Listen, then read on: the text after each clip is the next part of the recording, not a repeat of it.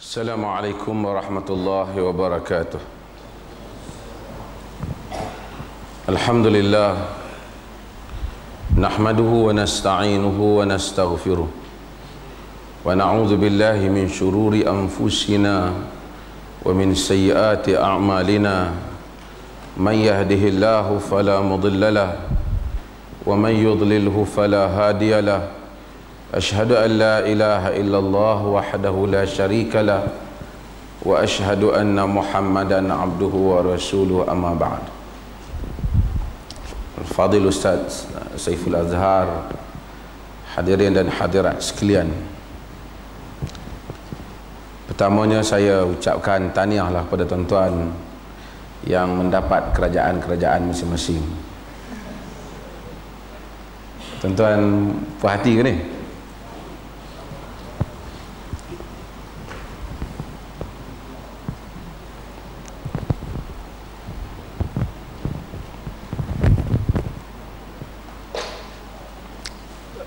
Kitabul Mansurat wal Malah. Kitab Al-Mansurat maksudnya kitab yang memetik benda yang berbagai-bagai, miscellaneous. Al-Hadis maksudnya hadis yang tak kira di sana sini dia petik. Ini merupakan kitab yang akhir di dalam Riyadhus Salihin, di mana Al-Imam An-Nawawi rahimahullah dia ambil hadis yang macam-macam, tak ada tajuk dah nak bubuh. Dan wal malah, malah ni maksud benda yang dianggap sebagai menarik, dia rasa signifikan untuk diletakkan dalam tajuk ni, tapi tajuk nak bubuh tak ada. Apa saja hadis-hadis baki sebelum ni dia masuk di dalam bab ni, dia masuk dalam bab ni.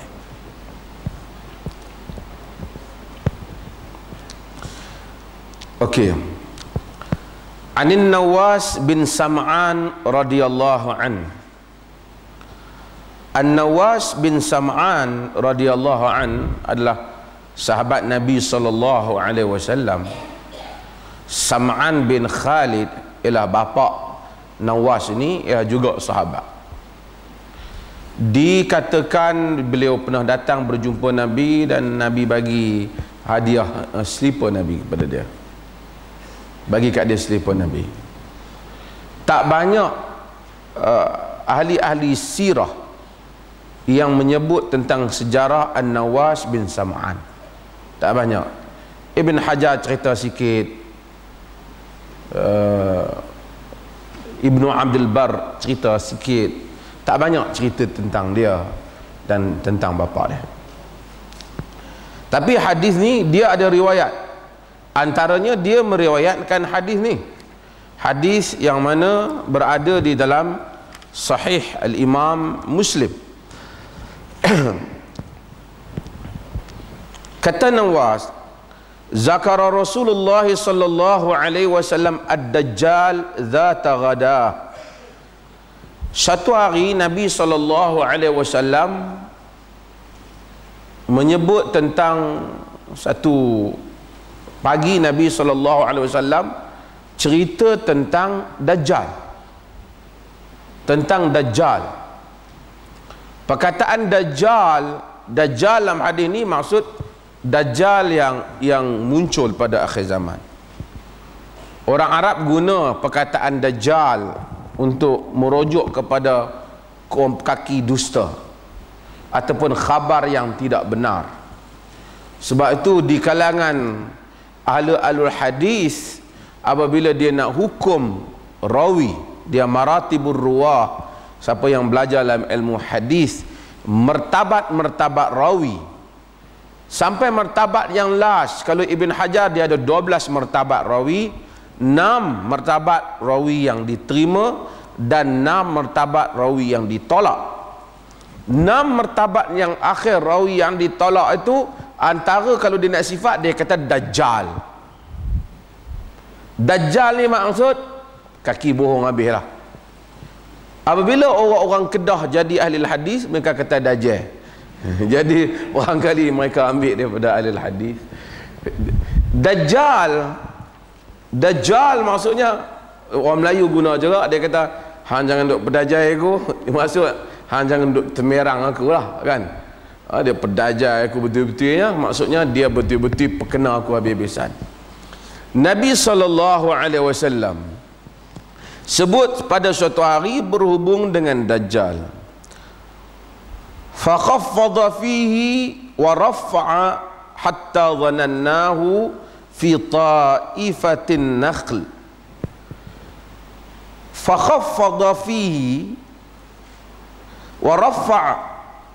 Ulama-ulama hadis ni dalam syarah hadis ni dia tak apa pasti maksud ni.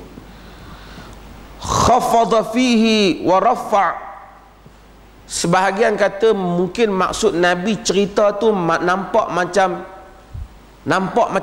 khafad ni dia rendahkannya dan angkat dia. Boleh jadi maksud rendahkannya ni dia jadikan cerita ni nampak macam Dajjal ni tak penting sangat, insignificant. Wa rafa', kadang-kadang dia cerita tu nampak macam penting, macam significant, macam penting, boleh jadi. Boleh jadi juga wa khaffadha fihi wa rafa' bermaksud Nabi rendahkan suara dan Nabi angkat.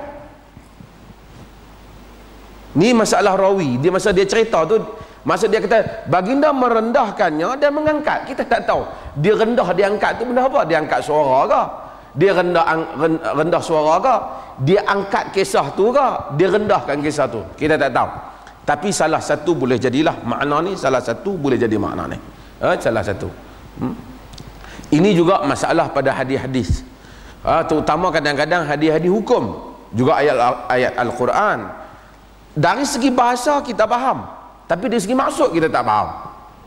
Apatah lagi apabila tidak disyarahkan. Maka apabila datang orang kemudian syarahkan hadis itu, maka mereka akan ada beberapa pandangan. Kalau ia membabitkan masalah hukum, kadang-kadang maka berlakulah perbezaan pandangan dalam hukum. Maka ini salah satu sebab berlakunya perbezaan pandangan mazhab. Bukan kerana tak tahu hadis.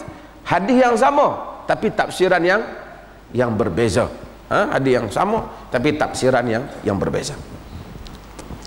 Hatta dhanannahu fi ta'ifatin nakhl, sehingga kami sangka dengan Nabi duk cerita tu, kami sangka bahawasanya Dajjal ni duduk dekat dengan kebun kurma. Kerana cara Nabi gambarkan tu rasa macam tak jauh, Dajjal duk ada kot. Sahabat ni they were very excited. Jadi bila Nabi cerita, dia begitu tertarik. Jadi depa pakai nak ingat dekat-dekat kebun ni pun ada Dajjal, jom kita pergi cari. Macam itulah lebih kurang perasaan para sahabat radhiyallahu anhum. Falamma ruhna ilaih, bila kami pergi kepada Nabi sallallahu alaihi wasallam, arafa dzalika fina, kami pi sebahagian sahabat ni pi jumpa Nabi, Nabi tahu, tengok dengan cara Nabi tahu bahawasanya depa ni duk excited nak cari Dajjal ni. Nabi tahu. Tuan-tuan, ada benda yang Nabi tahu jika Allah Ta'ala bagi Nabi tahu. Ada benda Nabi tak tahu. Ada benda Nabi tahu kerana Nabi tengok pada riak wajah Nabi tahu. Kita jangan duk ingat macam setengah orang bila dia cerita tentang Nabi, baguslah dia sangat suka Nabi, tapi dia ingat Nabi ni macam dengan Tuhan, semua benda dia tahu. Nabi bukan Tuhan. Innama ana bashar, sesungguhnya aku manusia, kata Nabi. Sebab tu Nabi kata innakum takhtasimuna ilai fala'alla ba'dukum yakun alhana biqaulin min ba'd atau bihujjatin min ba'd.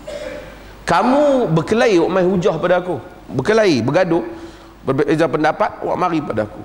Sebahagian kamu lebih fasih pada sebahagian yang lain,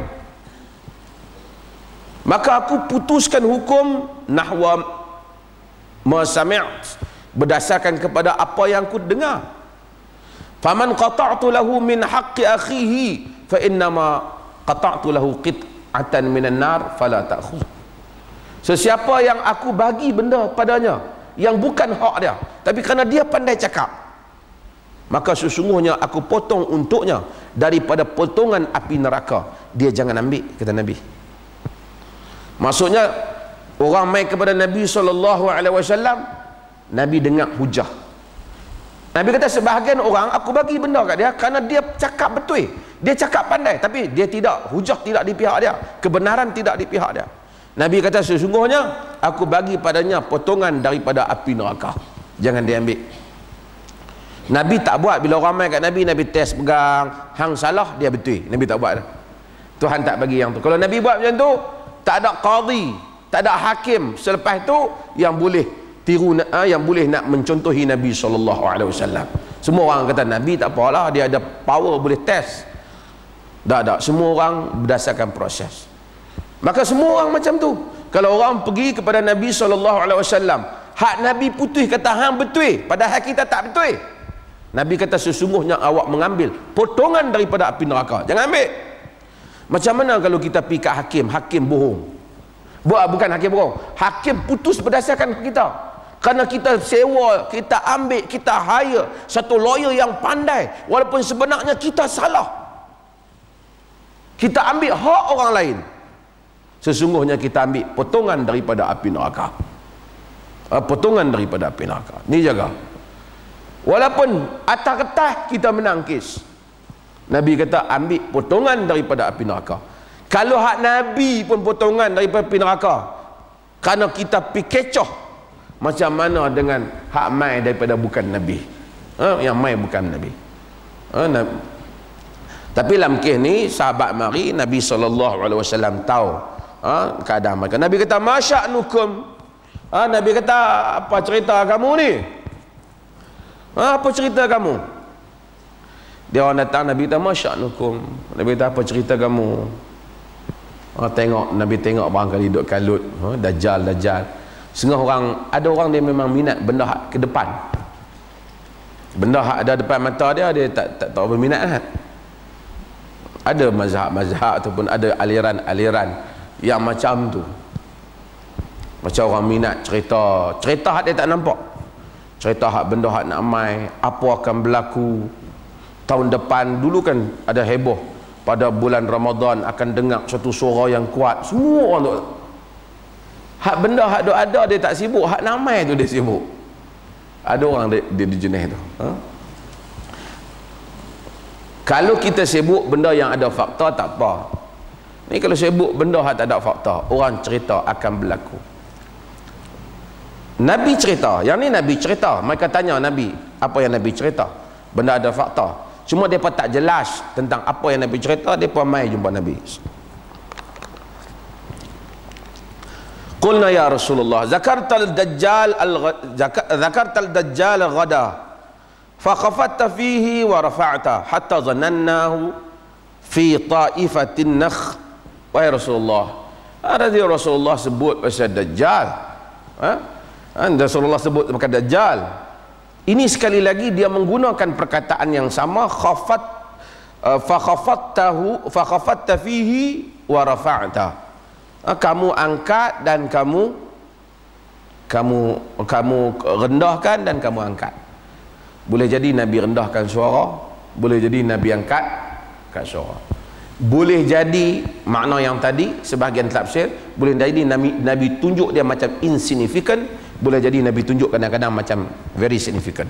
So dia macam penting, kadang-kadang nampak macam tak penting. Tapi bila dia sebut macam ni, kita macam faham macam dia maksudkan Nabi mungkin ramai, Nabi ceramah dulu, orang sahabat ramai, tapi mikrofon tak ada. Ada satu sahabat kadang-kadang belakang tak dengar, dia kena tanya lah, tak apa dengar, tak jelas. Ada satu penceramah daripada Singapura, dia kira minat wali lah, semua orang wali. Dia kata kalau wali ceramah, tungkat semua jadi mikrofon. Weh, hebat.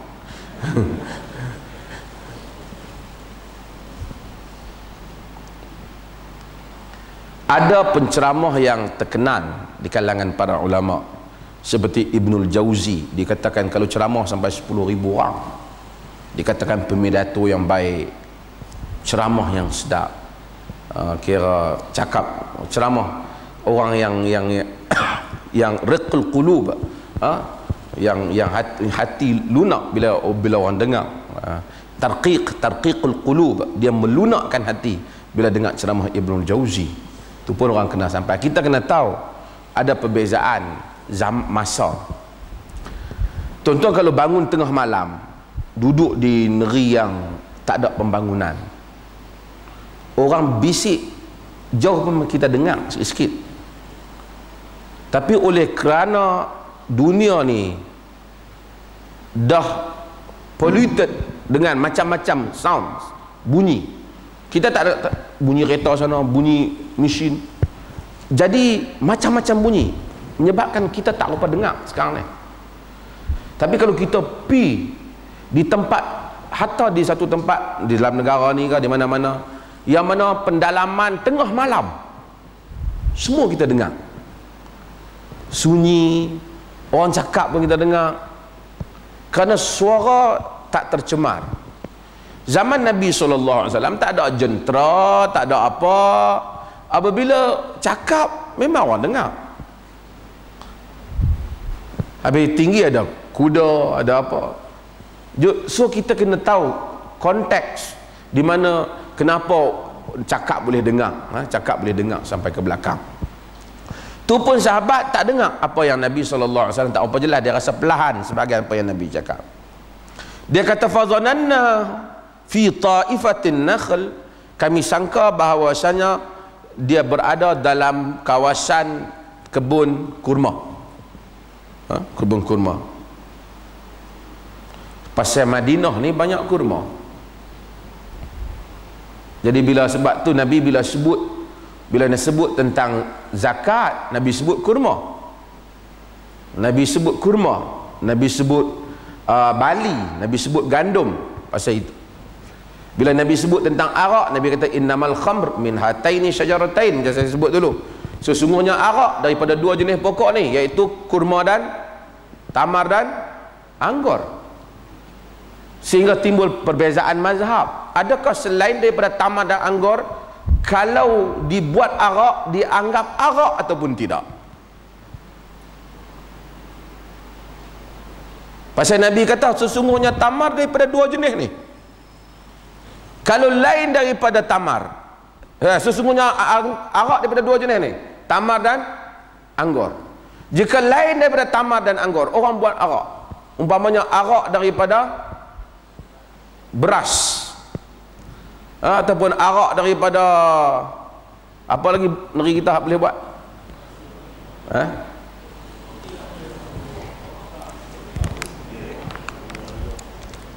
arak yang terbaik dalam dunia ni, tuan-tuan tak payah tahu, tapi saya cerita, bukan kita nak minum ialah arak daripada Siraz dia tulis. Siraz tu ialah Shiraz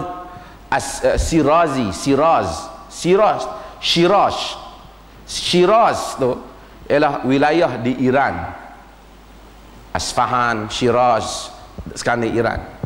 Orang Parsi pandai buat arak, sehingga nama arak barat pun masih dipinjam daripada nama arak asal Parsi, Shiraz. Tak payah pergi carilah. Sebab tu tuan-tuan kalau pergi duduk di hotel, tuan-tuan tengok hotel yang mewah, dia akan tulis Shiraz. Maksudnya itu the finest wine kan, yang bagus lah kan. Okey, lagi pakai duk cari pula, cerita je lah, satu pengetahuan, general knowledge. Nabi kata arak daripada dua jenis pokok ni, iaitu tamar dan anggur. Ulama khilaf di kalangan ahli Kufah, mereka kata kalau tamar dan anggur, bukan tamar dan anggur lagi tak mabuk, okey. Ini mazhab ahli Kufah. Ibn Taimiyah kritiknya, dan kita lihat juga sebahagian mereka membenarkan nabiz, nabiz dia nak macam ayak tapai, minum sikit tak apa, minum banyak dia mabuk. Maka ada Waqi' bin Jarrah umpamanya, dia kata nabiz tak apa, bahkan dia kata ini lebih halal daripada air sungai Furat. Al-Imam Ibn Qayyim, Al-Imam Az-Zahabi kata alangkah baiknya jika dia tak minum, sesungguhnya mengelakkan yang syubhat itu baik, warak itu agama suka. Tapi dia fa aina mislul Waqi', macam mana nak cari tokoh seperti Waqi', hebat. Walakin wal khata'ul alim la yuqtada, tapi kesalahan orang alim tak boleh ikut, dia kata. Pasal dia kata Nabi tak boleh, Az-Zahabi kata. Tapi Ahlul Kufah, kerana dia lihat, dia faham literal tentang hadis tu, selagi bukan daripada tamar dan anggur, okey. Tapi majoriti umat Islam berpendapat bahawasanya apa saja Nabi cakap tamar dan anggur kerana Nabi bercakap dalam konteks Madinah. Sebab tu dia faham memahami teks dan konteks. Nabi dah nak syarah kat orang Madinah, Nabi kata arak daripada dua pokok ni.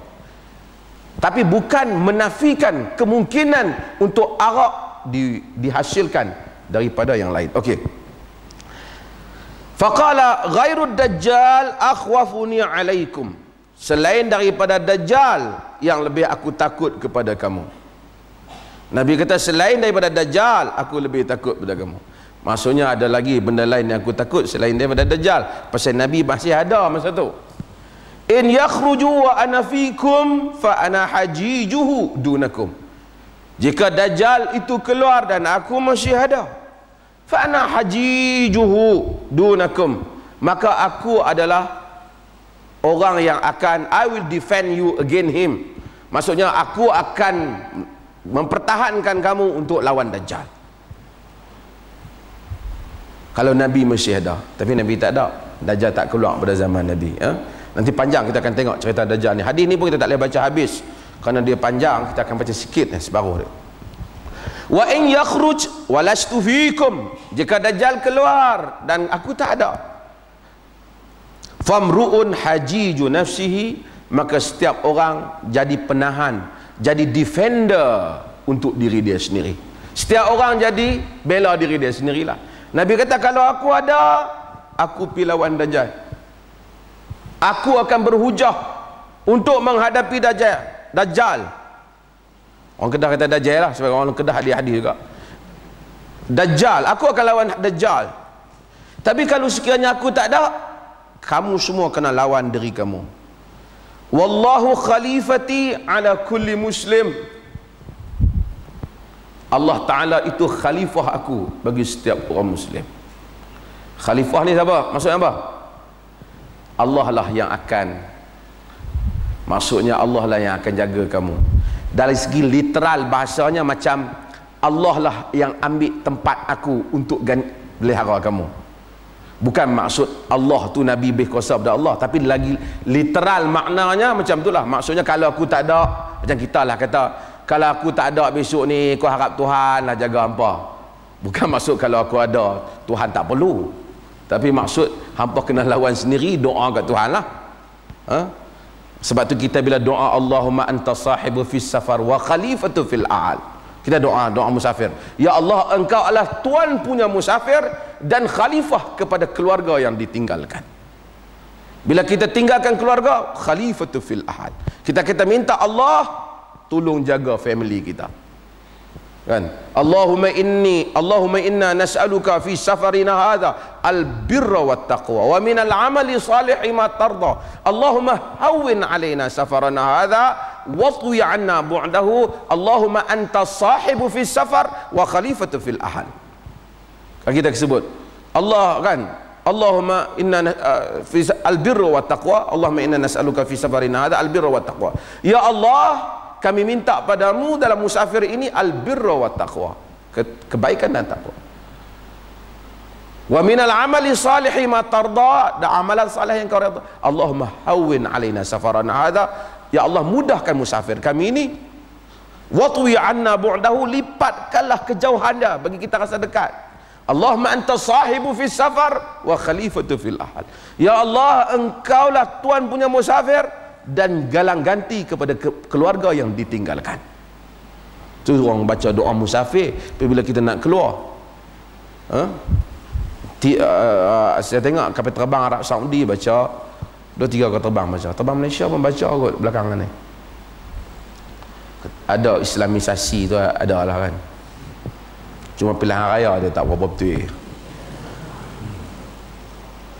Pilihan raya pun sebenarnya terpulang pada tafsiran masing-masing lah. Pilihan raya, saya tadi bercakap dengan pengurusi ideas, panel ideas Wan Saiful Wan Jan. Dia pemerhati, observer untuk pilihan raya ni. Wan Saiful ni very bagus lah, maksudnya dia kritikal bila bagi pandangan. Dan saya dapat simpulkan beberapa benda lah. Pertama, memanglah kita setuju ada berlaku proses yang tak adil di sudut media, tak adil. Ada orang dapat duit yang berlebihan. Setengah orang tu saya tengok kena sumpah pula, wallahi wa billahi wa tallahi. Dan sumpah tu lara sebenarnya tak pakai. Wala taj'alullahu 'abdatan li aymanikum an tabarru wa tattaqu macam mana? Wala taj'alullahu 'abdatan li aymanikum. Jangan kamu jadikan Allah itu 'urdatan li aymanikum, sebagai penghalang kepada penghalang dengan pada sumpah-sumpah kamu. Jadi kita antabarru untuk kamu berbuat baik. Jadi sumpah tu tak pakai, sepatutnya dah tak ngaji, sumpah habis. Sebahagian sumpah mayang dah. Itu satu hal lah, tak apalah. Tetapi proses itu sendiri pada saya lah, proses itu sendiri telah berlaku dengan yang mana yang mengundi itu rakyat mengundi ya.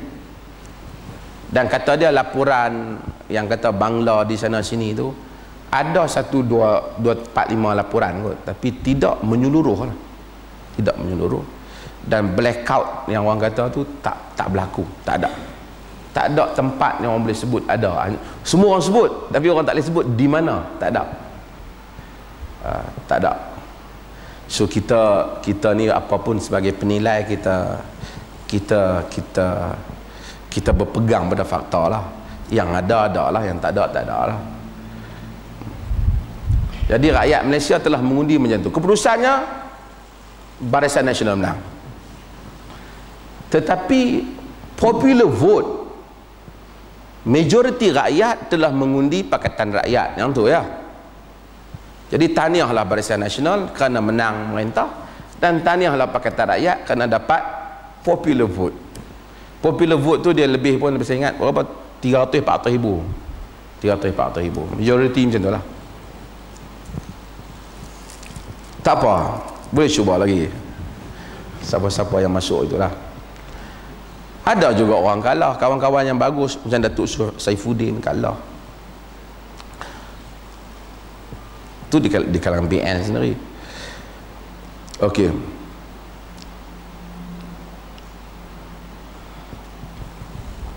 Nabi kata, innahu syabun qatat. Dia adalah satu orang lelaki yang rambut dia kerinting. Seorang muda yang rambut kerinting. Qatat ni dia betul-betul curly hair, kerinting lah. Rambut yang begitu kerinting. Ainuhu tafi'ah. Mata dia apa? Buta sebelah. Cemel lah tafi'ah ni. Mata macam nak tersembur. Dalam hadis mata dia a'war al-ain al-yumna. Dajjal ni hak buta tu sebelah kanan. Mata dia dalam sebahagian riwayat hadis dia sebut inabah tafi'ah. Inabah tafiyah ni maksud anggur yang kecut tu. Mata bukan mata buta sebelah ni, sebelah tu tutup, sebelah tu buka mata Dajjal ni. Cuma nampaklah tafiyah ni mata yang kita tahu, mata yang tak nampak. Kita tengok orang setengah mata terbuka kan, tapi kita tahu mata dia tu tak berfungsi. Kita tengok tahu mata tu tak nampak. Mata tu tak nampak. Nabi kata ka'anni ushabbihu bi Abdul Uzza bin Qatan, seakan-akan aku boleh bandingkan dia ni macam dengan Abdul Uzza bin Qatan. Abdul Uzza bin Qatan ialah tokoh dalam masa jahiliyah, mati semasa jahiliyah. Dalam riwayat Abdullah bin Umar, Rasulullah sallallahu alaihi wasallam, dia sebut, Nabi kata, bainan ma ana naim atwafu bil Ka'bah fa idza rajulun adam sabtul syar, kata Nabi sallallahu alaihi wasallam, yanzifu aw yahraqu ra'sahu bil ma'.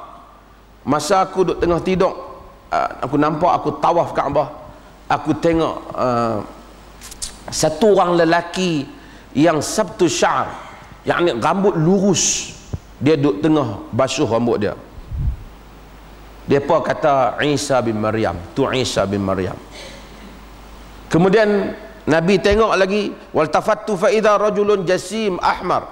Kemudian aku tengok, peralih pula aku tengok satu orang gemuk, rambut dia kulit merah, ja'da sya'ras, rambut kerinting, a'warul ain, dan mata dia buta sebelah, ka'anna ainahu ainabat tafiyah, yang saya kata tadi, seperti mata dia macam dengan anggur yang kecut.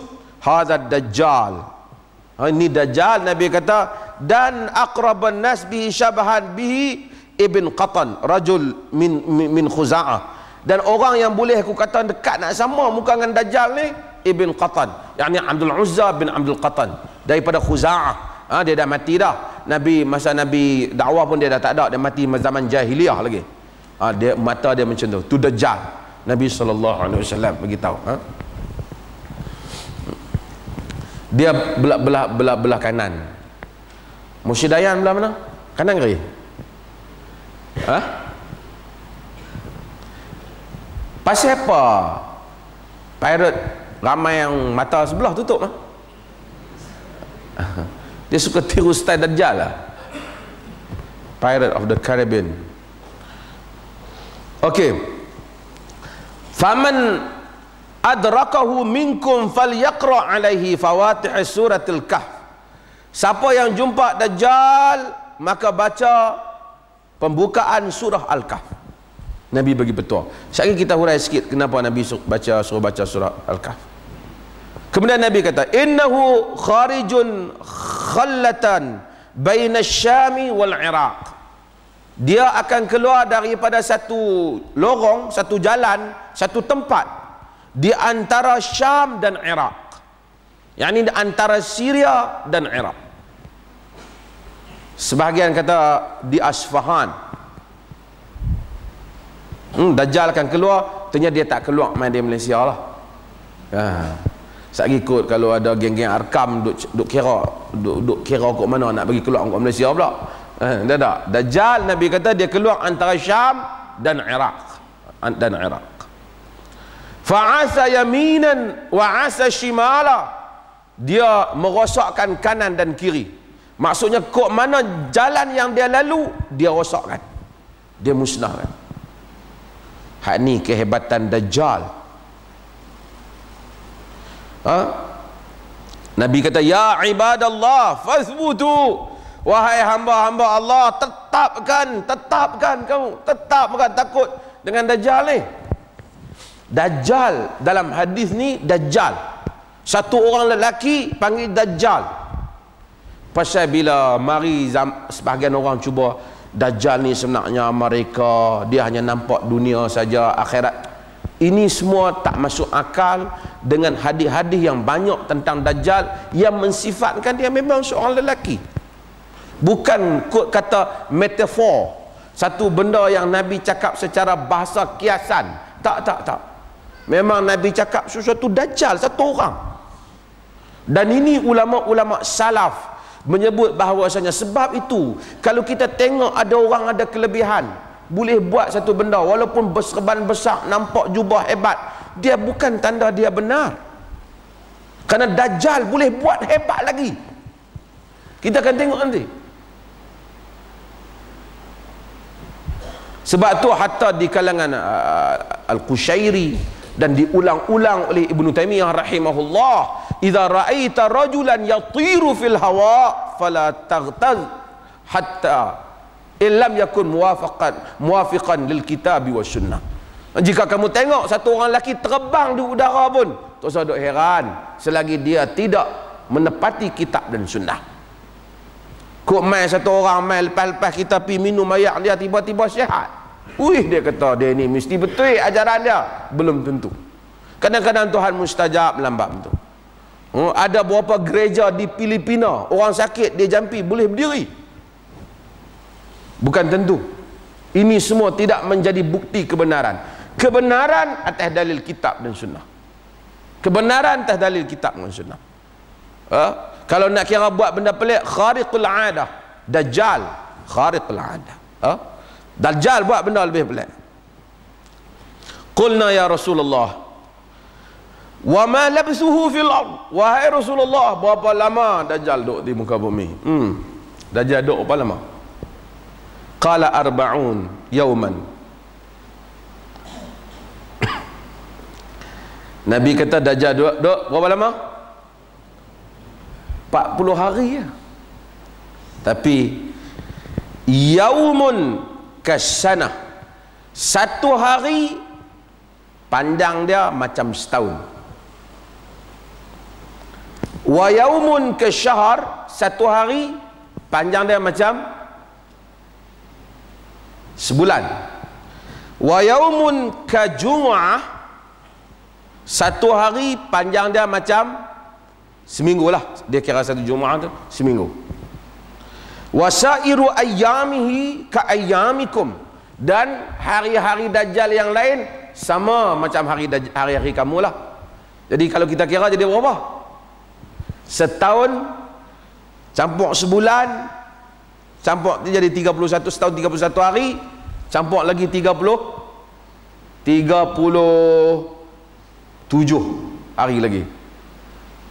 Setahun berapa bulan? Lebih kurang tu campur itulah 2 bulan lebih. 14. Itu kata Nabi. Qulna ya Rasulullah, fadhalikal yawmul ladzi kasanah atakfina fihi salatu yawmin. Sahabat ni baguslah. Sahabat tanya, wahai Rasulullah, nu hari macam setahun ni, boleh kita sembahyang macam sehari ya? Satu hari panjang dia macam setahun. Tentu tak maksud dia, artinya daripada pagi ni daripada pagi pukul 1 pagi nak pi pukul 12 tengah malam, panjang dia tu setahun. 1 tahun. Kira nak tunggu Zuhur tak tahu berapa lama, berapa bulan baru mai Zuhur. Artinya matahari dia akan bergerak setahun. Dan ini tak pelik lah. Siapa yang belajar sains, dia akan tahu bahawasanya di planet-planet lain hari dia tak sama dengan hari di bumi, sebab dia punya putaran dia tu tak sama. Di March di Marikh umpamanya tak sama dengan putaran di bumi, sebab tempoh tu tak pelik. Dari segi kejadian Tuhan tak ada yang pelik lah. Dari segi scientifically tak pelik benda tu. Okey, 1 hari bagi setahun. Sahabat tanya, pada ke semayang macam sehari? Semayang mula-mula semayang subuh, berapa bulan pula baru semayang? Semayang Zuhur, lepas tu berapa bulan? Nak boleh 5 waktu. Weh, bagus sahabat Nabi ya. Dia tak tanya apa tu kami nak lari mana masa tu. Tanya pasal semayang, tanya pasal salat. Kerana soalan sahabat tanya ni, maka dia dapat menyelesaikan banyak masalah fiqh. Kita akan tengok. Nabi kata la, Nabi kata bukan macam tu. Nabi kata la, iqduru lahu qadarahu. Nabi kata uqduru lahu qadarahu, kamu hendaklah ukur kadarnya. Maksud ukur kadarnya, kamu tengok macam mana. Biasanya waktu ni Zuhur dah.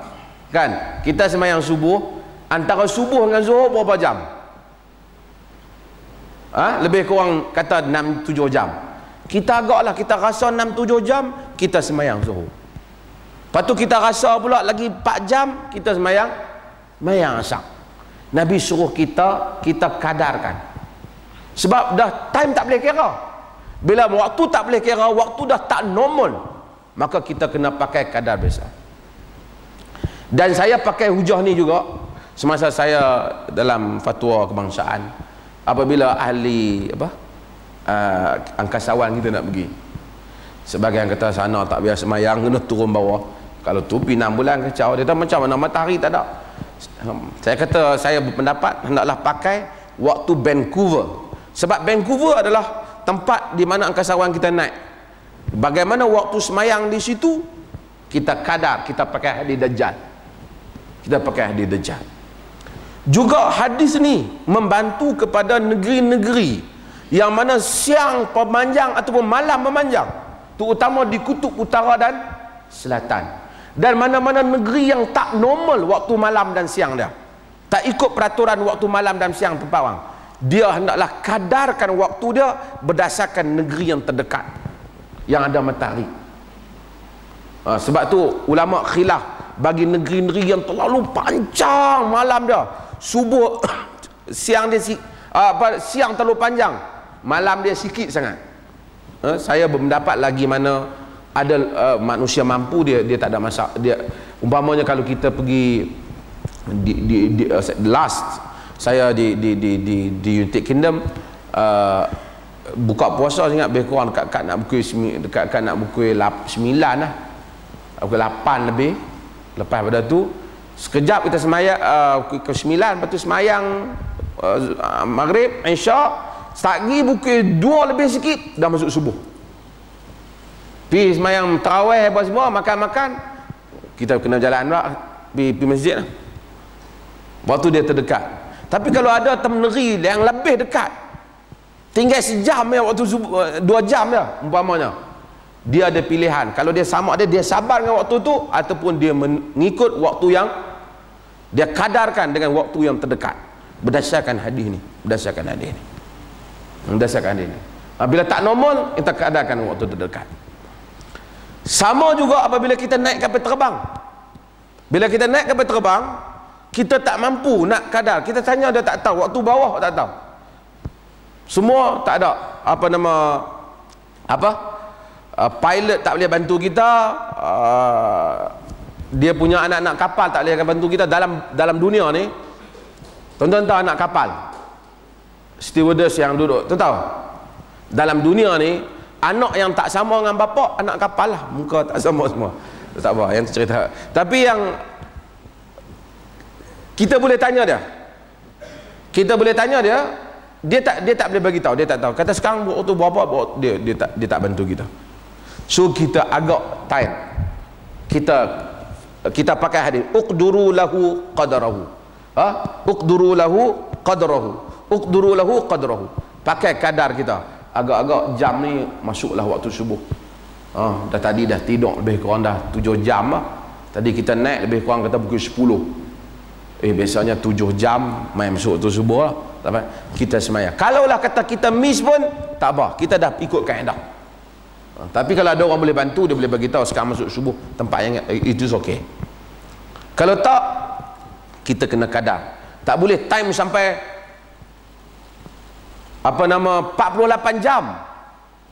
Ada tempat kita pergi ke Canada, mungkin kita akan terbang 36 jam.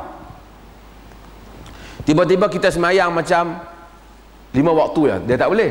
Memang pasal Nabi dah kata kena kadarkan, maka kita kadarkan. Kita kadar. Hadis ni membantu banyak masalah untuk diselesaikan di dalam fiqh bagi orang yang nak semayang.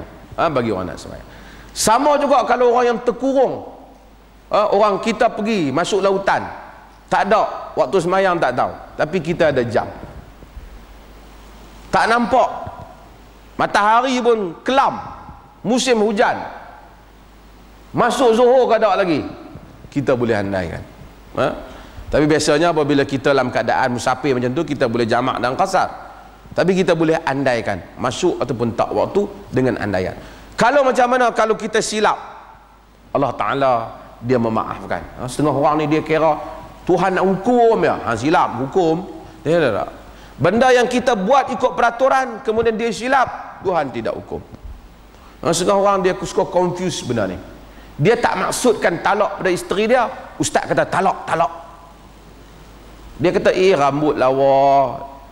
Dia kata umpamanya rambut mak lu kerintil macam tu lah. Pergi tanya ustaz, zihar, dia kata. Allah terkejut. Hang kena apa? Puasa 2 bulan tu. Zihar ni, saya kata zihar ni Arab je ada, Melayu tak ada. Zihar ni. Melainkan Melayu tu memang jadi Arab. Aku tak lalu kat hang macam mana aku tak lalu belakang mak aku. Oh. Dia api duduk lebih teruk daripada unta kira zihar. Tapi kalau dia nak kata rupa amboi putih kulit macam kulit anak dia hak sulung, oh dia tak boleh, dia kata zihar. Tak betul. Putih kulit macam kulit dak aku tak boleh sebut. Cari sendiri. Takkan Islam bodoh macam tu. Benda fact, bukan dia maksudkan zihar. Sebab tu Syekh Muhammad Saleh Al-Utsaimin sebut satu benda simple, benda yang dalam agama ni, benda yang sah dengan yakin, kaedah syarak. Al-yaqin la yuzalul bisyak, asyak la yazul, al-yaqin la yazulu bisyak. Yakin tidak akan hilang dengan syak. Kita yakin ada wudu, tak mungkin hilang hanya dengan kerana aku terbuang angin pun tak mungkin hilang. Kita yakin kita puasa, tak mungkin hilang dengan sekadar orang andai. Boleh jadi batal, tak batal. Mau boleh jadi, tak batal. Sehingga ada nas yang yakin, hukum yang yakin, ia batal. Hukum yang yakin, ia batal. Maka Nabi SAW sebut hal ni dan ini adalah penyelesaian kepada banyak masalah di dalam fiqh. Saya nak sebut beberapa perkara tentang masalah fawatih suratul kahf. Pembukaan suratul kahf. Karena pembukaan suratul kahf, ramai orang ni dia suka macam dia ingat dengan baca macam selesai masalah. Quran, kita kena tahu Quran bukan soal baca. Quran adalah ayat yang Allah Azza wa Jal turun. Sebab tu bila dia buka Alif Lam Mim dzalikal kitab la raiba fi hudal lil muttaqin. Hudal lil muttaqin, itulah kitab yang tidak ada syak padanya, menjadi petunjuk kepada orang yang bertakwa. Quran mesti jadi petunjuk, bukan bila baca-baca dajal lari. Baca-baca dajal lari. Tak. Dengar dengan ayat ni dajal cabut lari. Itu satu penafsiran, tapi penafsiran yang betul, kerana fitnah dajjal ni dapat diatasi dengan memahami maksud Allah Azza wa Jal di dalam suratul kahf. Antaranya iaitu Allah menyebut alhamdulillahilladzi anzala ala abdihil kitab wa lam yaj'al lahu iwaja. Segala puji bagi Allah yang menurunkan kepada hambanya kitab, yakni Muhammad, dan tidak menjadikan dia iwaja, tak jadikan ia tersasar, tidak menjadikan dia gelong, dia tak betul, dia menyeleweng. Allah Ta'ala turunkan kitab ni qayyiman, dia qayyim, dia lurus, ataupun dia menjaga apa yang yusaddiq, membenarkan apa yang sebelumnya, yahfadhu ma qablahu, dia menjaga apa yang sebelumnya. Sebab itu apabila Muhammad ibn Ishaq dia meriwayatkan dalam hadis bahwasanya apabila orang Quraisy dia nak tahu tentang Nabi bila Nabi datang. Quraisy ni tak ada ilmu tentang kenabian ni. Dia pergi tanya Yahudi. Tanya Yahudi, ni ada sekian Muhammad ni telah dakwa dia jadi Nabi. Betul ke? Yahudi ada ilmu tentang ilmu kitab yang sebelum daripada ni.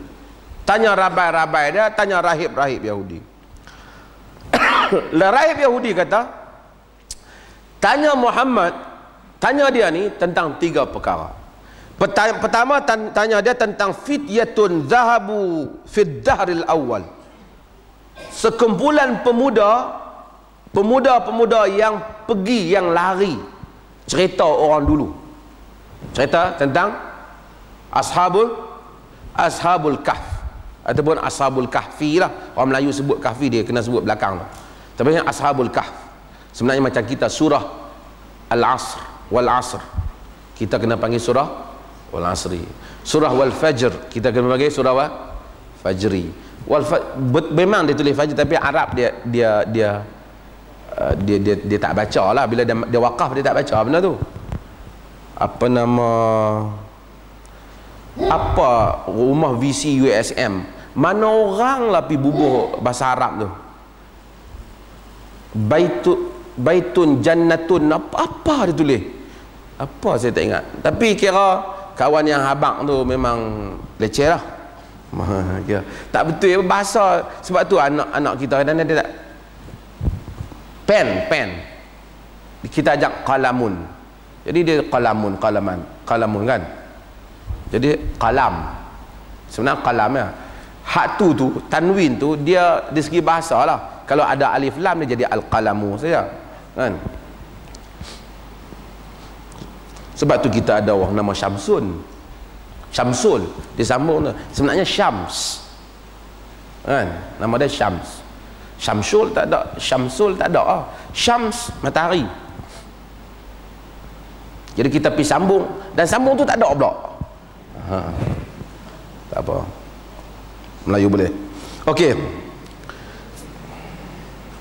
Fa innahu qad kana lahum hadithun ajib. Karena ada cerita yang pelik tentang mereka ni, Yahudi kata. Salu an rajulin tawaf balagha masyariqal ard wa magharibaha. Tanya tentang satu lelaki yang tawaf. Tawaf ni yang traveler, yang mengembara dengan segala tentera dia lah, iaitu Zulqarnain. Maka naba'uhu, apa cerita dia? Saluhu anir ruh, tanya dia tentang ruh. Jadi depa tanya 3 soalan ni. Kalau dia boleh jawab soalan ni, dia nabi. Kalau dia tak boleh jawab soal ni, dia berkata ar-rajul al-mutaqawwil ataupun rajul mutaqawwil. Maksud orang yang saja buat cerita. Kalau dia boleh jawab 3 benda ni, dia nabi.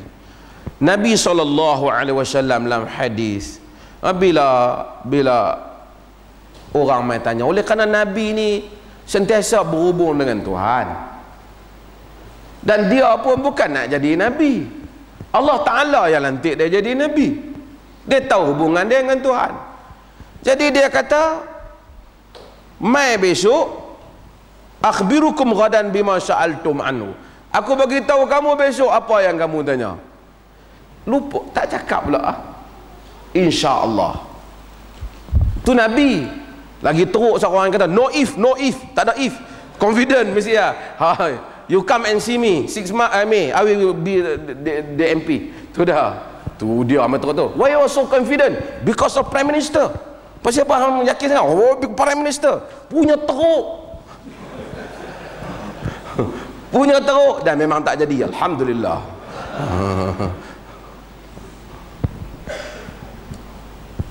Amboi sampai teratu katalah sepatah insya-Allah. Ni nak pasal apa yakin? Pasal bergantung dengan Prime Minister. Nabi bergantung dengan Tuhan, tapi Allah Ta'ala mau supaya dia sebut insya-Allah. Nabi bukan kerja dengan orang, dia kerja dengan Allah. Confirm dah Allah boleh buat semua. Oleh kerana Nabi tak buat, Nabi tak kata insya-Allah, 15 hari wahyu tak turun bagi jawapan. Habis heboh kat geng-geng Quraisy. Muhammad memang temberang. Kami tanya tak ada jawab. 3 soalan ni tak jawab. Tuan-tuan tahu perasaan Nabi macam mana? Sehinggalah Allah Azza wa Jal turun suratul Kahf, jawab persoalan ini. Dan kemudian Allah Azza wa Jal di dalam surah Al-Isra, Allah Ta'ala sebut tentang yas'alunaka 'anir ruh qulir ruh min amri rabbi. wa ma utitum minal ilmi illa qalila. Mereka bertanya tentang ruh, katakanlah urusan Tuhanku, kamu tidak diberi ilmu mengenainya melainkan sedikit. Kalau Nabi jawab tentang ruh, depa boleh confirm Nabi bukan Nabi. Ruh Yahudi tak dia jawab. Kitab lama Nabi tak boleh jawab tentang ruh. Sebab itu membahaskan tentang ruh ni satu keajaiban. Hadi arwah, saya kata hadi arwah. Hadi arwah. Hadi ni maksud ni orang yang apa ni, bahasa Melayu kata yung tahu. Kita kerah ila alimil afrah. Sebab tu Nabi ada anjashah tu hadi, anjashah yang duk menyanyi lagu masa Nabi duk berjalan malam-malam dengan unta, rombongan Nabi bawa unta, Nabi anjashah dia menyanyi dalam hadis Muslim. Anjashah tu hadi, maksudnya dia menyanyi supaya unta lebih jalan laju.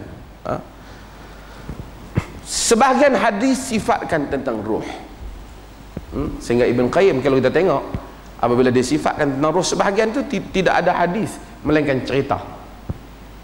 Cuma Ibn Qayyim kata umpamanya tentang boleh tak kita jumpa dengan ruh orang lain, boleh tak kita jumpa ruh orang, ruh pak kita hak dah mati.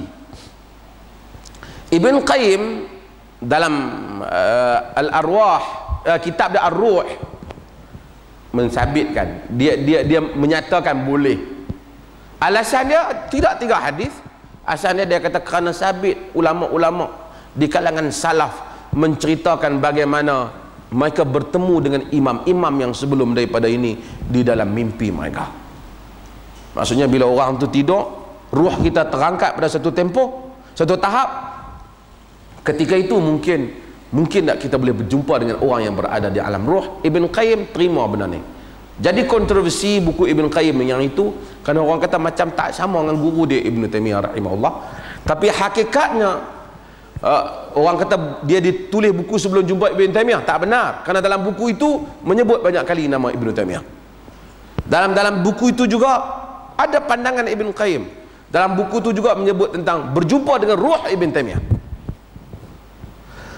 Yang orang yang mati mungkin ada, cuma kita jangan tertipu oleh syaitan. Dan Ibn Qayyim memetik riwayat yang bukan hadis. Orang yang cerita dia pergi ke perkuburan, kemudian dia doa kat kubur, kemudian orang lain mimpi bahawasanya orang lain mimpi mak dia bagi tahu tolong kirim salam kat budak hak datang tu, kerana dia telah doa untuk kubur dan doa tu dapat juga untuk aku dan aku juga dapat rahmat daripada doa dia. Ibn Qayyim nakalkan cerita-cerita yang macam tu. Dan sikit teks hadis tentang roh sendiri tak banyak, kekal dengan apa yang disebut yas'alunaka 'anil ruh qulir ruh min amri rabbi. Dan ini ada lagi berapa banyak makna dalam suratul Kahf, pembukaan suratul Kahf yang Nabi SAW jadikan sebagai ia adalah merupakan benteng apabila datangnya Dajjal, kerana maknanya yang besar. Wallahu ta'ala alam. Kita buka pada soal jawab, kerana kita ada soalan.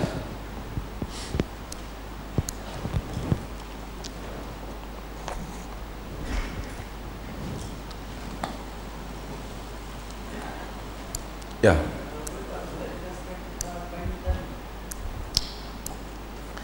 Tentang Bani Tamim, kita ada satu jenis benda yang orang kenali di Malaysia, kicap Tamim, tapi dia tidak terlibat dengan Bani Tamim. Ada dua patu Bani Tayyim. Bani Tayyim dia bukan Bani Tamim. Dulu Sya'ari Arkam tu dia kata Abu Bakar daripada Bani Tamim, dia daripada Tayyim. Tamim salah satu daripada Bani Quraisy. At-Tamimi, sebab tu At-Tamimi. Antara orang yang Bani Tamim ialah Muhammad bin Abdul Wahab. Muhammad bin Abdul Wahab tu dia Bani Tamim dia Tamimi dia. Dikatakan Bani Tamim, pemuda Bani Tamim akan keluar antara orang yang akan keluar membawa bendera bendera Mahdi. Bendera Mahdi.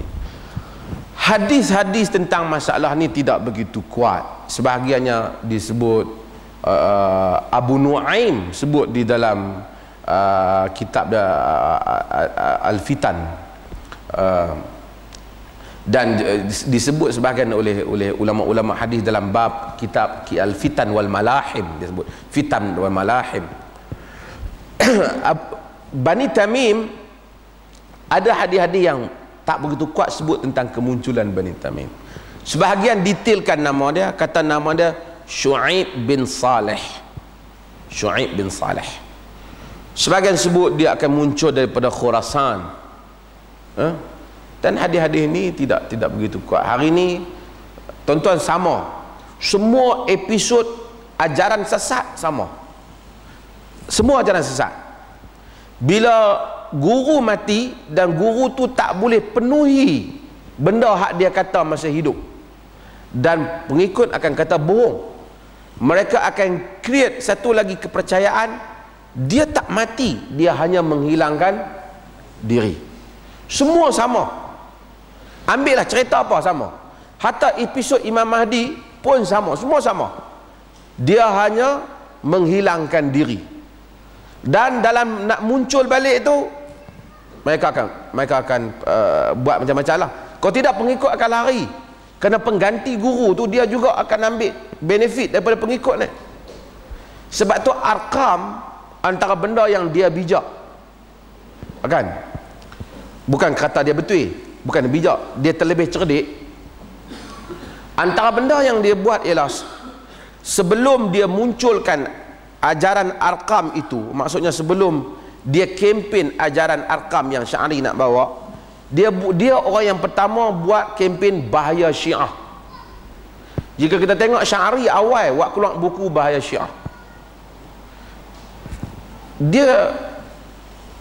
he was very smart. Sebab akhirnya ajaran Arqam kebanyakannya sama dengan Syiah tentang Mahdi. Bukanlah kita kata itu tonjak akidah dalam ahli sunnah, tapi majoriti ahli sunnah, hampir keseluruhan ahli sunnah kata Mahdi ni daripada Al-Hasan bin Ali. Dalam riwayat Abu Daud, Nabi kata, inna bni haza sayyid sayakhruju min sulbihi rajulun ismuhu kasmi wasmu abihi kasmi abi. Anak aku ini, yakni cucu dia lah, adalah sayyid. Sebab dalam hadis Bukhari juga Nabi sebut, inna bni haza sayyidun fala'allallah yuslihu bihi fi'ataini azimatain minal muslimin. Apa nama, anak aku ni sayyid, Allah Ta'ala baiki antaranya baina fi'ataini azimatain minal muslimin, dua puak yang berbalah di kalangan kaum muslimin. Sayyid, sebab tu orang panggil Sayyid. Sayyid, kan? Sayyid. Sayyid ni macam menunjukkan keturunan asalnya. Tuan-tuan kalau pergi negeri Arab, beli barang, dia tulis kita Sayyid juga. Sayyid tu maksudnya encik, ya. Tapi Sayyid hak ada keluarga Nabi ni asal daripada hadis ni lah. Sayyid. Sayyid di Penang ni kerana lahir malam Jumaat. Jadi ramai tuan-tuan pun Sayyid, saya tahu, tapi Sayyid malam Jumaat itu cerita lain. Kerana Sayyidul Ayyam, tu orang Penang punya kreatif, dia luaskan makna Sayyid. Kerana hari Jumaat ialah Sayyidul Ayyam, penghulu hari-hari, maka anak yang lahir juga mendapat Sayyid. Sayyid yang pak dia tak Sayyid. Yang ni Sayyid. Inna bni haza Sayyid, sesungguhnya anakku ini Sayyid. Sayyid, Nabi kata akan keluar daripada sulbinya lelaki yang namanya seperti nama aku, nama bapaknya seperti nama bapakku. So majoriti ahli sunnah kata Al-Mahdi Al-Muntadhar, Mahdi yang dinantikan. Mahdi itu daripada Al-Hasan bin Ali.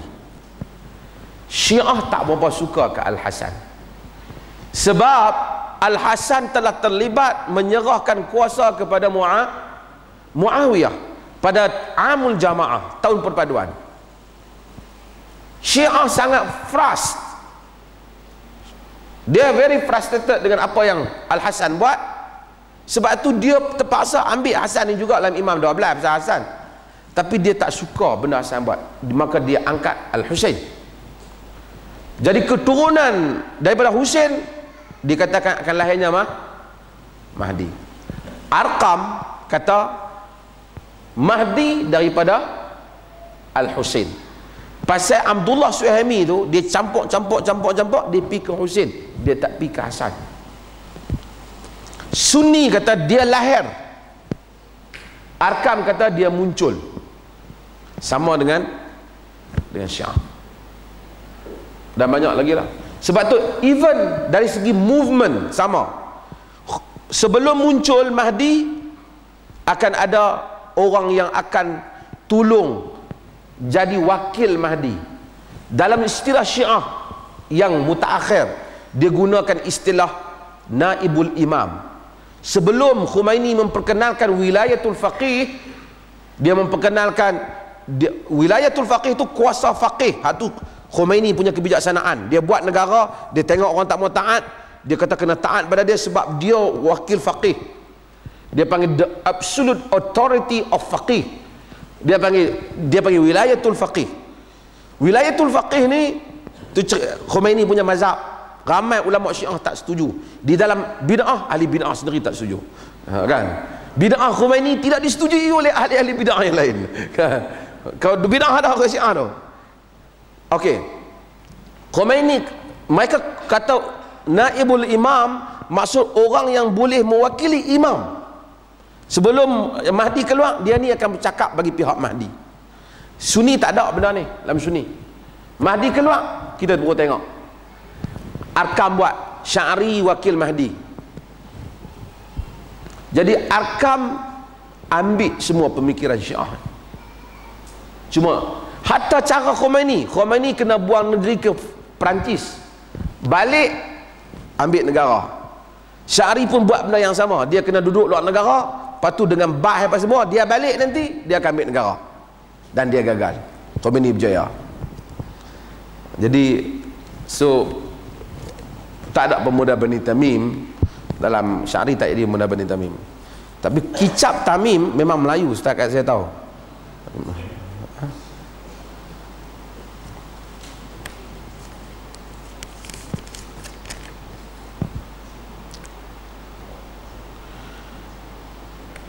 Apa hukum muslimat ikut jenazah ke tanah perkuburan?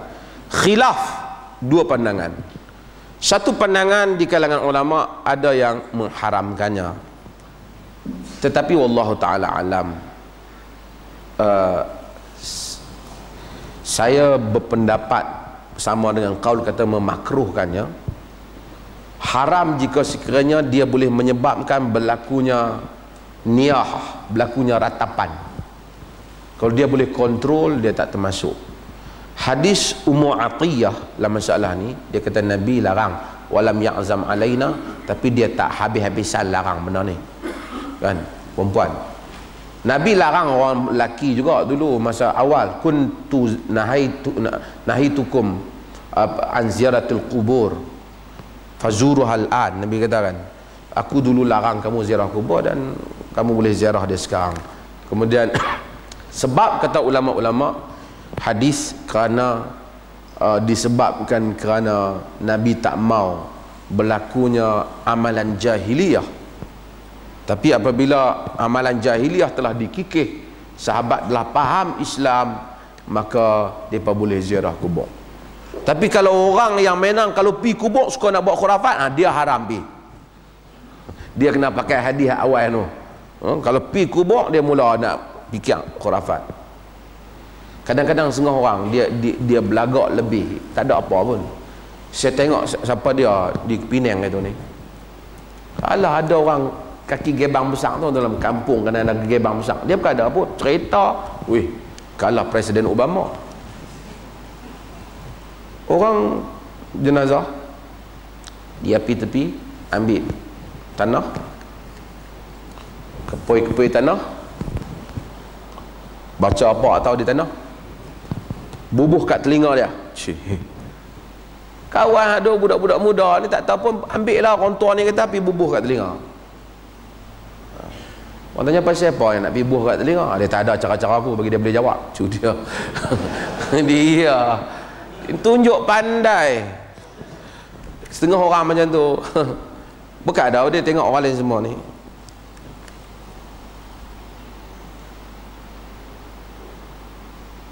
Bagaimana status penerima sogokan daripada calon yang bertanding? Oi, apa ni? Sama seperti PRU13, sama ada aku janji ataupun tanpa sebarang perjanjian. Macam mana ni? Janji tu lara kan?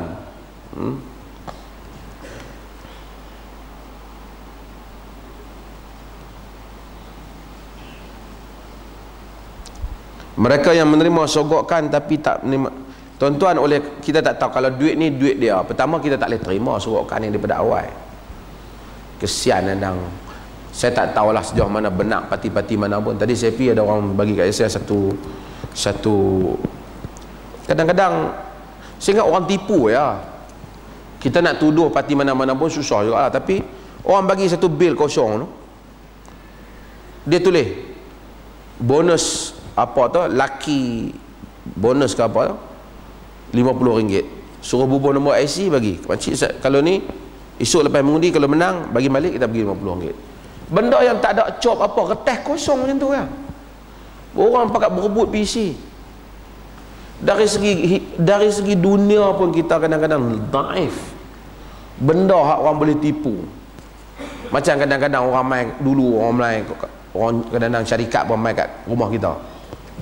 Dia suruh kita gores menang. Kita gores-gores, dia kata kena beli. Gores, dia kata gores kalau kena. Lepas kita kadang-kadang dapat satu benda, kita tak apa mau tapi kena beli. Kalau kita tak beli, nak buat apa?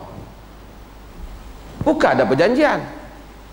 Kita gores tapi kita tak tahu undang. Gores macam tu. Lepas tu dia kata cik dah gores, cik kena beli. Hang nak beli dah. Hang masuk rumah aku, hang suruh aku gores, hang pasal aku beli pula. Kita tak ada. Hatta kita tak tahu hak. Saya kata bukanlah kita nak challenge. Hatta Tok Qadi kan. Tok Qadi yang kita suruh kita lafaz ta'liq. Lepas dah angkat nikah, sah. Lepas tu dia suruh kita baca ta'liq. Kita tak mau. Dia tak boleh tak baca. Kata Tok Qadi jangan takut, saya bagi hak RM80 ni. Hak mana hak kena bayar Tok Qadi, yang ni saya bayar. Lebih kot lah berapa?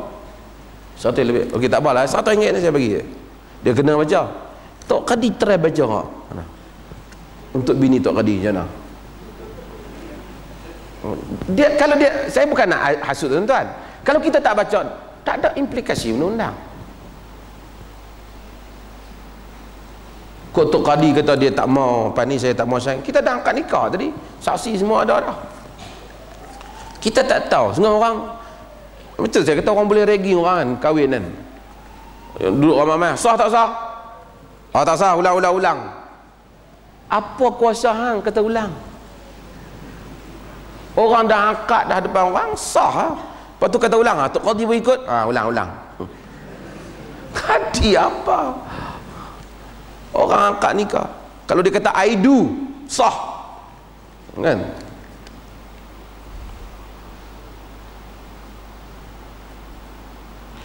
Adakah tajaan untuk balik mengundi boleh dikira sogokan? Balik mengundi, pangkah mana dia boleh tahu? Mana ada orang habaq pangkah dia? Melainkan kalau ada orang abang saya sejak dahulu mengundi parti sekian dan akan terus mengundi, pelik sangat lah itu. Orang tak abang mana macam tu.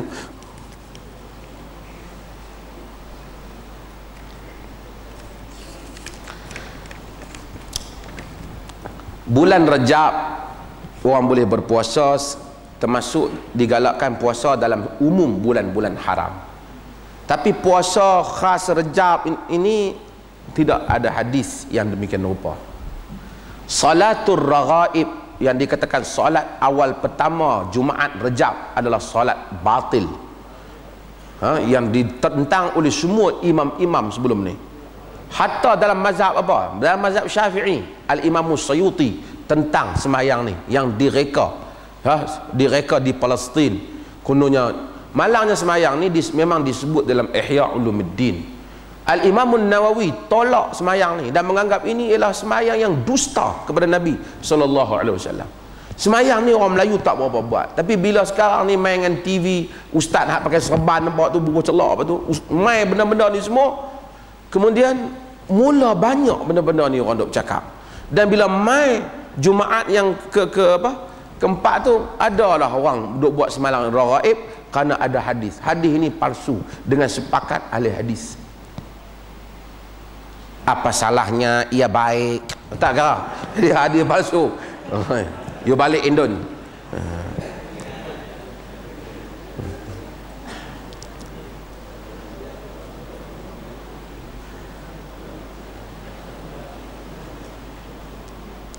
Sah atau tidak kalau kita niat puasa ganti masa subuh? Hurai sedikit tentang puasa ganti. Ini ada khilaf di kalangan para ulama disebabkan asal puasa sunat tidak ada masalah, kerana Nabi SAW bila tanya Aisyah ada makan, Aisyah kata tak ada, Nabi kata ini saim, aku puasa. Tapi adakah benda yang sama? Kerana dalam puasa Ramadan Nabi suruh orang untuk berniat puasa, berazam puasa sejak malamnya. Dan apakah ini terpakai kepada puasa ganti yang sama?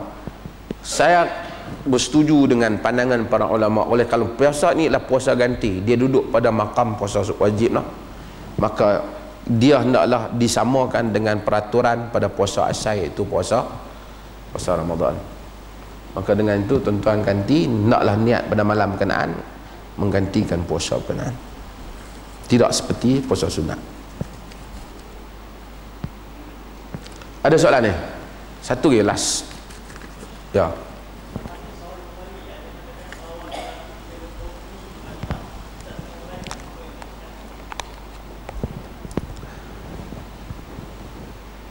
Gempa bumi di Madinah akan berlaku apa?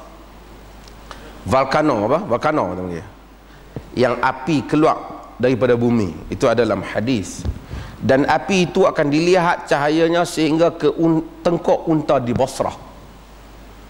Tengkok unta di Basrah. Bila berlaku hal itu, sahabat semua, Al-Imam Ibnu Katsir sebut panjang bab ini di dalam Al-Bidayah wan Nihayah, cerita tentang peristiwa ni. Memang telah berlaku bergegar Madinah, semua orang berkumpul di masjid Nabi SAW. Api yang keluar tu sehingga dapat dilihat cahayanya zaman dulu kan, sehingga di tengkok unta di Madinah, di Basrah. Dan kita tengok sekarang ni ada lagi banyak tempat yang keluar api, berlaku hal tu di mana. Ada soalan?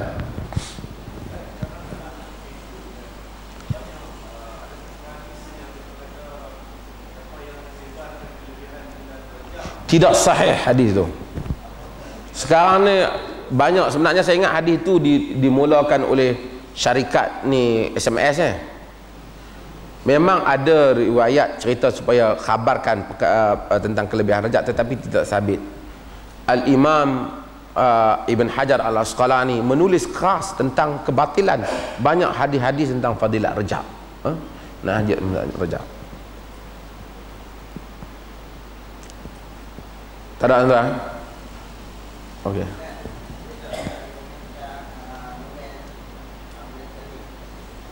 Novel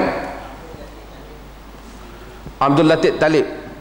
Abdul Latif Talib, pertama, buku-buku dia hendaklah dielakkan membaca bagi orang yang tidak dapat membezakan riwayat. Kerana buku-buku dia penuh dengan maklumat yang disalahkan, walaupun mungkin ada asal maklumat tu, tapi direka sendiri dari segi ayat, dari segi cerita, jalan cerita, kerana dia andaikan, dia imajinasikan, dia imagine benda ni mungkin macam ni. Semua cerita-cerita dia, daripada cerita-cerita imam-imam, cerita para sahabat, hatta sirah Nabi, maka hendaklah dielak daripada, dan tak boleh disebarkan buku Abdul Latif Talib ini. Saya telah terima kasih kepada Ustaz Hasrizal kerana dia memberi peringatan awal. Saya pun tak nak baca buku dia. Kemudian apabila saya tengok memang macam tu, dan masa Ustaz Hasrizal keluar tu ramai orang macam komplain sikit. Tapi alhamdulillah lepas kita keluar kan, pihak PTS telah tarik buku-buku dia daripada pasaran supaya dia betulkan. Tapi masih ada ramai. Sebab tu orang kadang-kadang duk buat jalan cerita melebihi hakikat. Nabi ni tak boleh reka apa yang dia kata. Perkataan dia ada implikasi wahyu. Kan? pasal divine. Ulama-ulama ada bab dalam hadis dia panggil riwayah bil makna. Riwayah bil makna, riwayat dengan makna. Maksudnya ahlul hadis kadang-kadang kita tengok hadis tu dia riwayat secara makna. Itu pun mereka mensyaratkan orang yang nak riwayat secara makna. Kerana bimbang nanti lari daripada maksud asal. Antaranya dia itqan di dalam bahasa Arab. Kerana dia mesti pakar dalam bahasa Arab. Takut dia salah untuk meriwayatkan. Nabi kata lain, dia faham lain. Pun dalam begitu telah berlaku beberapa riwayat yang dikritik. Sebab itu ada dalam ilmu hadis dia panggil infirad, infiratur ruwat. Ada ruah yang kalau dia riwayat bersendirian, riwayat dia tak diterima walaupun dia itu sendiri tidak ditomoh dusta. Tetapi kerana masalah tentang ingatan, seperti rawi-rawi yang disebut saduq lahu awham. Rawi-rawi yang benar, saduq ni macam boleh dikatakan benar tapi baginya awham, baginya kadang-kadang dia keliru. Dia bersendirian tidak boleh meriwayatkan jika orang lain tidak menyokong riwayatnya umpamanya. Kerana nak elakkan salah maksud. Macam mana satu orang mari buat reka semua perkataan macam ni? Macam mana? Ini adalah benda buku Latif Talib, naklah buku yang tak wajar untuk dijadikan bahan ilmiah untuk dibaca. Dan dia kena stop daripada buat benda ni. Dia kena stop buat benda ni. Saya tak kenal dia, wallahu alam, saya tak tahu. Orang kata, saya tengok Ustaz Azizah sebut ayahanda apa, mungkin dia kenal orang tua. Saya tak kenal dia. Tapi orang yang bernama berkenaan kena. Ini bukan soal peribadi, tak ada, saya kenal. Ini soal fakta. Tak boleh buat kerja ni semua. Wallahu ta'ala alam. Terima kasih banyak tuan-tuan, insya-Allah mudah-mudahan tuan-tuan Allah Taala rahmati tuan-tuan semua. Dan tuan-tuan naklah bantu satu perkara dalam siapa pelajar-pelajar universiti semua. Kita tak boleh membiarkan masalah racism ni. Rasis ni.